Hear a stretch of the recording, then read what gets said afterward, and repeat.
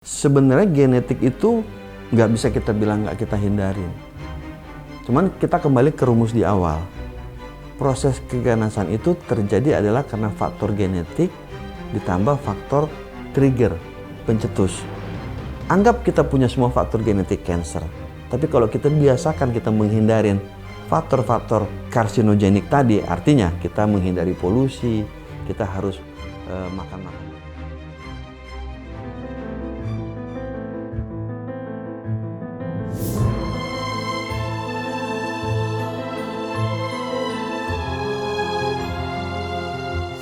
Sebenarnya kalau kita bicara mengenai prostat secara umum ya, ada 3 hal yang kemungkinan bisa bermasalah dengan prostat. Pertama itu inflamasi atau infeksi.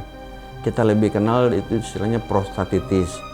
Tapi biasanya ini kenanya pada orang usia dewasa muda, 30 sampai 40 tahunan.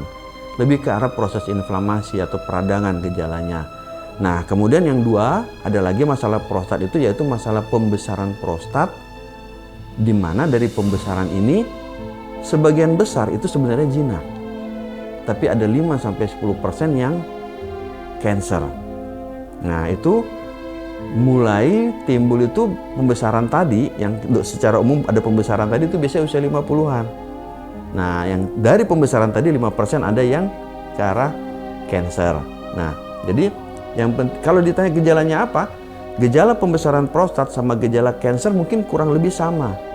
Hanya ada beberapa yang secara spesifik bisa menjadi perhatian kita. Misalnya kalau ada kencingnya berdarah, takutnya memang ada suatu proses yang tidak biasa. Walaupun pada pembesaran prostat biasa pun masih bisa juga kencing berdarah.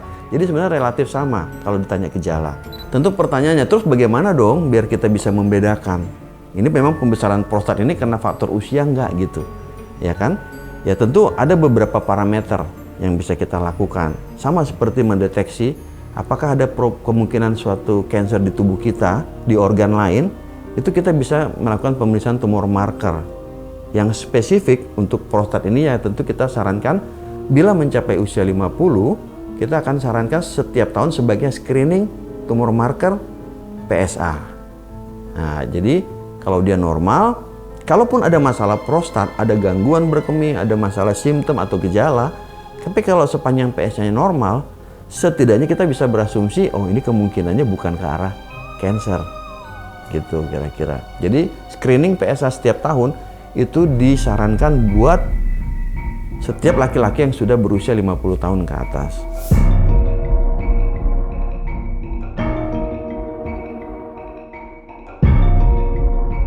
Sebenarnya genetik itu nggak bisa kita bilang nggak kita hindarin. Cuman kita kembali ke rumus di awal. Proses keganasan itu terjadi adalah karena faktor genetik ditambah faktor trigger, pencetus. Anggap kita punya semua faktor genetik cancer. Tapi kalau kita biasakan kita menghindarin faktor-faktor karsinogenik tadi, artinya kita menghindari polusi, kita harus makan makanan sehat, kita tidak boleh stres, karena stres bisa mengganggu proses hormonal sama enzim menjadi tidak seimbang di tubuh kita kan. Kemudian kita mesti hindarin terpapar zat-zat kimia, ya kan? Mungkin dengan hal itu bisa hindari walaupun secara genetik kita punya bakat, gitu kira-kira. Ras salah satu yang termasuk menjadi faktor pencetus itu genetik tadi. Orang ras Afrika Amerika itu paling banyak angka prostat kansernya, iya. Sejujurnya orang Asia agak jarang. Ada penelitian yang mengatakan orang Jepang itu jarang banget prostat cancer. Tapi begitu diteliti pada orang Jepang yang tinggal di Amerika, angka kansernya tinggi. Ada penelitiannya. Mungkin lifestyle, fast food kan kita nggak tahu.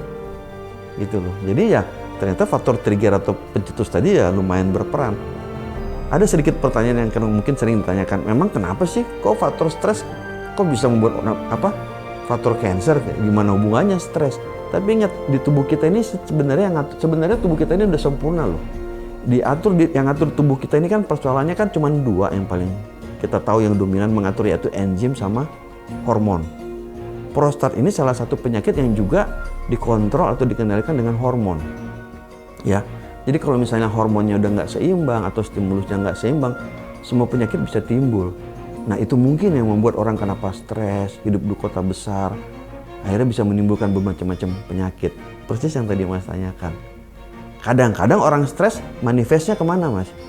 Dia ngerokok, dia minum alkohol, tidurnya kurang, berantakan tuh hormon sama enzim tubuhnya. Kira-kira begitu.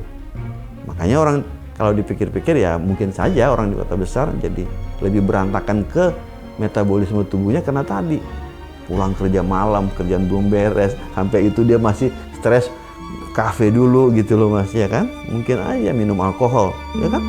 Bisa aja.